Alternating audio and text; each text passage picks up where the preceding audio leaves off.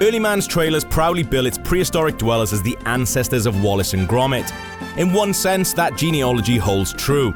Both its heroes and villains are charmingly brought to life by Aardman's talented animators. Expect impossibly wide grins, big old fat hands, and jutted ears sculpted out of colourful clay. But in another sense, the historical line is harder to trace. Not only does Early Man lack the regional charm and cozy humour of Aardman's most famous duo, it fails to explore its rich primeval setting, delivering a formulaic story with few genuine laughs. The Age of Stone is over! Attack! Long live the Age of Bronze! The movie also isn't quite what you might expect either. Despite its prehistoric setting, Early Man is a football film, or soccer if you're from North America and into that sort of thing, and the meteor that wiped out the dinosaurs burnt up into the world's first football. Flash forward several generations and Early Man faces yet another threat: progress. The Bronze Age is in the ascendancy. Metal and towns are about to replace stone and tribes. The money-hungry Lord Nuth, who is brilliantly voiced by Tom Hiddleston with a mad French accent, is spearheading the Bronze Age tribe's plan to annex Early Man from its valley, which it intends on turning into a lucrative ore mine. You took our home. We challenge you! For the valley. But there's hope. One of the tribe's youngest members, Doug, who is voiced by Eddie Redmayne, challenges them to a football match, despite his tribe having not played the sport for generations. If they win, they can return to their home. If they lose, it's a life spent mining precious ore.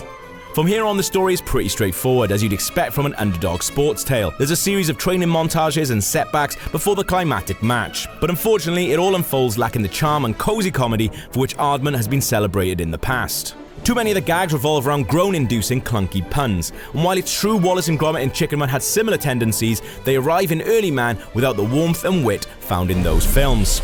Doug's tribe is a motley crew of young and old, male and female, smart and dim-witted. And while the acting is consistently strong and enjoyable with distinctive British voices, Johnny Vegas and Richard Ayoade standing out, the script sells them short. Take Vegas, he has a great regional voice, perfect for an Aardman movie, but as the token northerner is lumped with a character called Asbo and punctuates each of his appearances with the refrain, "Champion." It soon becomes grating. Occasionally, Early Man reaches beyond the low-hanging pun. There's a cheeky, if rather niche, parallel drawn between Early Man's feeble footballing prowess as the creators of the game and the dismal display of England's national team on the world stage over the last 50 years. And there's a genuine and rather surreal belly laugh to be had, courtesy of a very angry duck. But once the football narrative takes hold, the possibilities of the prehistoric setting dry up, and Early Man settles into a much more predictable movie than I expected. While the story and script feel a little thin, the animation is consistently delightful. Aardman's characters and sets still have a more tactile feel than any other stop-frame animation studio. Sadly, Early Man relies too often on cheap gags for its laughs, rather than finding them naturally in its characters or story. It's a shame since the prehistoric setting feels ripe with possibilities, but ends up feeling incidental. A pretense for its central sports narrative, which isn't that compelling. In the end, Early Man has so many of the ingredients that have served Aardman well in the past, but lacks the wit and charm of its best creations.